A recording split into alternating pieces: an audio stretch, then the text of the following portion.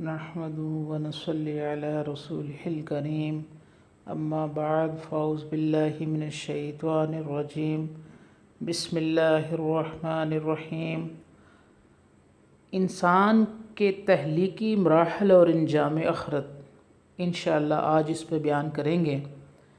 ابو عبد الرحمن سیدنا عبداللہ بن مسعود رضی اللہ تعالیٰ عنہ سے روایت ہے، وہ کہتے ہیں صادق مصدوق رسول اللہ صلی اللہ علیہ وسلم نے ہم سے بیان فرمایا، تم میں سے ہر ایک کی تخلیق یوں ہوتی ہے کہ وہ والدہ کے پیٹ میں 40 یوم تک نطفہ کی صورت میں، اس کے بعد اتنے ہی روز تک جمے ہوئے خون کی صورت میں، اور اس کے بعد اتنے ہی روز گوشت کے لوتھڑے کی صورت میں رہتا ہے۔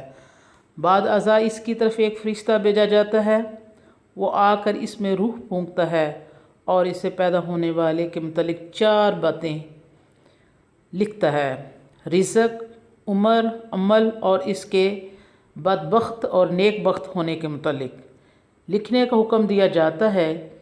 اس اللہ تعالیٰ کی قسم جس کے علاوہ کوئی سچا معبود نہیں، تم میں سے کوئی آدمی اہل جنت کے سے اعمال کرتا رہتا ہے یہاں تک کہ اس کے اور جنت کے مابین صرف ایک ہاتھ کا فاصلہ باقی رہ جاتا ہے، تو وہ اس پر وہ سابقہ تحریر غالب آ جاتی ہے اور وہ شخص اہل جہنم کا سا عمل کر کے جہنم میں چلا جاتا ہے، اور ایک شخص اہل جہنم سے عمل کرتا رہتا ہے یہاں تک کہ اس کے اور جہنم کے درمیان صرف ایک ہاتھ کا فاصلہ باقی رہ جاتا ہے، تو وہ سابقہ تحریر غالب آ جاتی ہے اور وہ شخص اہل جنت کا سا عمل کر کے جنت میں چلا جاتا ہے۔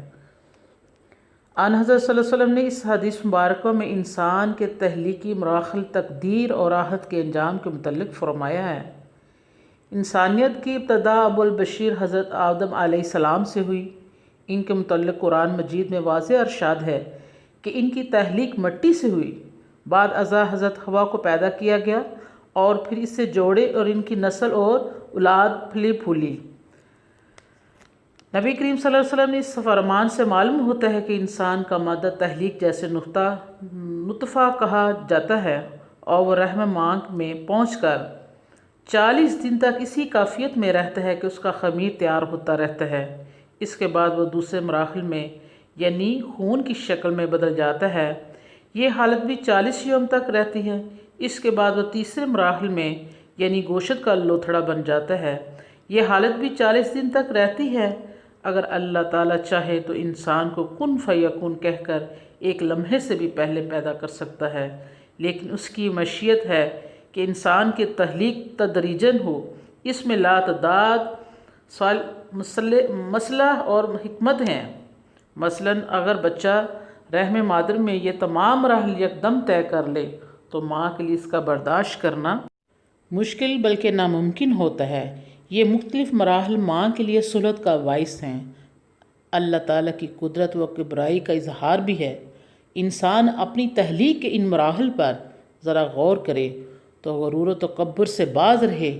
قرآن مجید میں بار بار انسانوں کو اپنی حقیقت پر غور کرنے کی طرف توجہ دلائی گئی ہے۔ اللہ تعالیٰ بدبودار پانی کے قطرے سے انسان بنانے پر قادر ہے، تو مرنے اور مٹی ہو جانے کے بعد دوبارہ پیدا کرنا بھی اس کے لیے کوئی مشکل نہیں۔ اس میں انسانوں کو یہ سبق بھی دیا گیا ہے کہ انہیں اپنے تمام معاملات کو اطمینان سے تدریجاً سر انجام دینا چاہیے۔ عجلت میں کوئی فائدہ نہیں۔ قدرت و طاقت کے باوجود اللہ تعالیٰ انسان کو پیدا نہیں کیا، زمین و آسمان 6 دن میں پیدا کیے، لہٰذا انسان کو بھی جلد بازی سے کام نہیں لینا چاہیے۔ اس کے علاوہ بھی اس میں لاتعداد مصلحتیں ہوں گی۔ اہل علم کو غور کر سکتے ہیں۔ 40 دن کے 3 مراحل مکمل کرنے کے بعد اس کی طرف ایک فرشتہ بھیجا جاتا ہے جو آ کر اس میں روح پھونکتا ہے اور اس کے متعلق 4 مواد لکھ دیتا ہے: رزق، عمر، عمل اور انجام، یعنی بدبخت اور نیک بخت انسان کی تقدیر کہلاتے ہیں۔ احادیث سے معلوم ہوتا ہے کہ انسان کی تقدیر زمین اور آسمان کی تخلیق سے بھی بہت پہلے لوح محفوظ میں موجود تھی۔ یہ لکھنا لوح محفوظ سے الگ ہے۔ لوح محفوظ تو پوری کائنات متعلق اللہ تعالیٰ کے علم کے موقف ہے، جبکہ اس تحریک کا تعلق صرف پیدا ہونے والے اس ایک فرد سے ہوتا ہے، یا اس سے مراد یہ کہ اللہ تعالیٰ کی علم میں اس فرد کے متعلق جو کچھ ہوتا ہے فرشتے اس پر اظہار کر دیا جاتا ہے۔ تقدیر کے مسئلے میں اکثر لوگ پریشان ہوتے ہیں کہ ہمارے نیک اور بد ہونے اور جنتی اور جہنمی ہونے کے فیصلے پہلے ہی ہو چکے ہیں، تو اب عمل کرنے کا فائدہ یا ضرورت کیا ہے؟ یہ سب تقدیر سے لا علمی کی بنا پر ہے۔ تقدیر محض اللہ تعالیٰ کے علم کا نام ہے۔ اللہ تعالیٰ اپنے کامل علم کی روشنی میں ہر انسان کے بارے میں پہلے سے جانتا ہے کہ یہ شخص کس قسم کے اعمال کرے گا اور اس کا انجام کیا ہوگا۔ اس میں جبراً نان کی کوئی چیز نہیں۔ یہی وجہ ہے کہ عمل کرنے میں انسان کو مکمل طور پر اختیار دیا گیا ہے کہ وہ جو راہ چاہے اختیار کرے، اس کے بعد اپنی مرضی ہے۔ ایک دفعہ صحابہ کرام رضی اللہ عنہ یہی سوال نبی کریم صلی اللہ علیہ وسلم سے کیا تھا، تو آپ نے فرمایا تم عمل کرتے رہو، ہر ایک کو اس عمل کی توفیق مل جائے گی جس کے لیے اسے پیدا کیا گیا ہے۔ نیز دیکھیں کہ انسان کی رزق کے متعلق بھی تو فیصلہ ہو چکا ہے کہ ہر شخص فلاں فلاں رزق کھائے گا، وہ رزق اسے لامحالہ مل کر رہے گا، لیکن اس ایمان کے باوجود انسان حصول رزق کے لیے مکمل محنت کرتا ہے اور ہاتھ پاؤں مارتا ہے۔ اسی طرح اس کی عمر کے متعلق بھی پہلے سے فیصلہ ہو چکا ہے۔ اس کے باوجود اپنے آپ کو زندہ رکھنے کے لیے ہزاروں جتن کرتا ہے اور حوادث و خطرات سے بچنے کے لیے پوری کوشش کرتا ہے، حالانکہ موت برحق ہے، اسی وقت آئے گی جب اس کا وقت آئے گا، لیکن موت پر یقین کے باوجود ممکن حد تک انسان اپنے آپ کو خطرات سے بچاتا ہے۔ اسی طرح انسان چونکہ اپنے متعلق نہیں جانتا کہ اللہ تعالیٰ کے ہاں اس کا انجام کیا لکھا ہے، اسے اپنے انجام بہتر بنانے کے لیے اللہ تعالیٰ کے احکامات کی پابندی کرنی چاہیے۔ بدبخت اور نیک بخت، جس شخص میں حق کو قبول کرنے اور اعمال صالحہ بجا لانے کی صلاحیت ہو اور وہ حق کے مطابق نیک اعمال کرے تو وہ نیک بخت ہے، اور اس کے برعکس شخص کو بدبخت کہا جاتا ہے۔ اس کے بعد حضرت صلی اللہ علیہ وسلم نے قسم اٹھا کر فرمایا، اللہ تعالیٰ کی قسم جس کے سوا کوئی سچا معبود نہیں، کوئی شخص ساری زندگی اہل جنت کے اعمال صالحہ کرتا رہتا ہے یہاں تک کہ اس کے اور جنت کے درمیان صرف ایک ہاتھ کا فاصلہ باقی رہ جاتا ہے، اور وہ جنت میں جانے کے قریب ہوتا ہے کہ وہ نوشتہ اس پر غالب آ جاتا ہے، اور وہ کوئی ایسا کام کر بیٹھتا ہے جس کے نتیجے میں وہ جہنم رسید ہو جاتا ہے۔ اسی طرح کوئی شخص برے اعمال کر کے جہنم میں جانے والا ہو جاتا ہے کہ اس پر سب کا تحریر غالب آ جاتی ہے، اور وہ توبہ اور نیک اعمال کر کے جنت کا مستحق ہو جاتا ہے۔ اس تفسیر سے یہ بھی معلوم ہوا کہ کسی کے جنتی یا جہنمی ہونے کا فیصلہ اس تحریر کی بنیاد پر نہیں ہوتا، بلکہ انسان کے اپنے کیے ہوئے اعمال کا نتیجہ ہوتا ہے۔ نیز یہ بھی ثابت ہوا کہ اپنے یا کسی دوسرے شخص کی ظاہری اعمال صالحہ کو دے کر اس کے قطعی جنتی ہونے کا فیصلہ نہیں کیا جا سکتا۔ نامعلوم آئندہ زندگی میں اس کے اعمال کیسے ہوں، اسی طرح اس کے گناہوں کو دے کر قطعی جہنمی ہونے کا فیصلہ کرنا بھی مشکل ہے۔ عین ممکن ہے کہ وہ توبہ کر لے اور نیک اعمال کر کے اپنے رب کو راضی کر لے اور اس کا خاتمہ بالخیر ہو، زندگی کے آخری لمحے تک نیکیاں بدی کا پانسا پلٹ سکتا ہے۔ اس حدیث میں نیک اعمال کی ترغیب ہے کہ شاید یہی زندگی کا آخری لمحہ ہے۔ اسی طرح گناہوں سے نفرت دلائی گئی ہے۔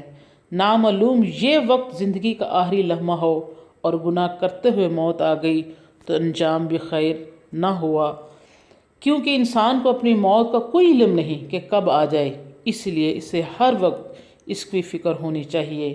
اس لیے نبی کریم صلی اللہ علیہ وسلم نے یہ دعا تعلیم فرمائی، یا مقلب القلوب ثبت قلبی علی دینک، اے دلوں کو پھیرنے والے اللہ میرے دل کو دین پر ثابت رکھ۔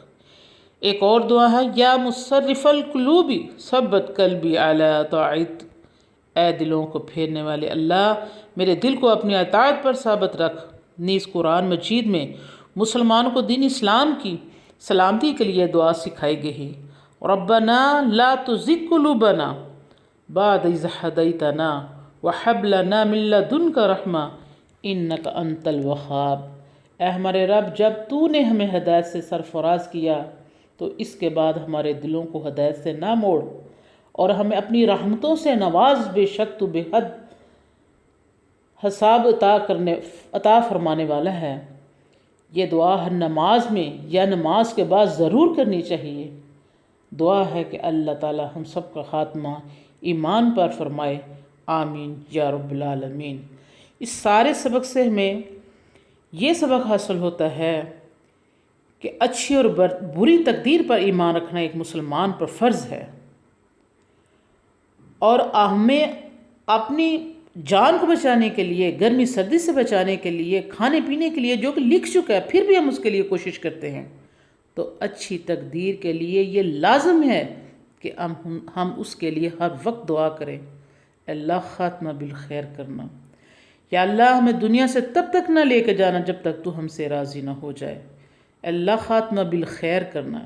یہ ہر وقت ہمارے منہ پہ، زبان پہ یہ دعا ہونی چاہیے، اللہ ہمارا خاتمہ بالخیر کرے، اللہ ہمیں دنیا سے رخصت ہوتے ہوئے زبان پر ہماری کلمہ جاری کر دے، اللہ ہمیں دنیا سے تب تک نہ لے کے جانا جب تک تو ہم سے راضی نہ ہو جائے، اللہ ہمیں فرما برداروں میں اٹھانا، آمین یا رب العالمین۔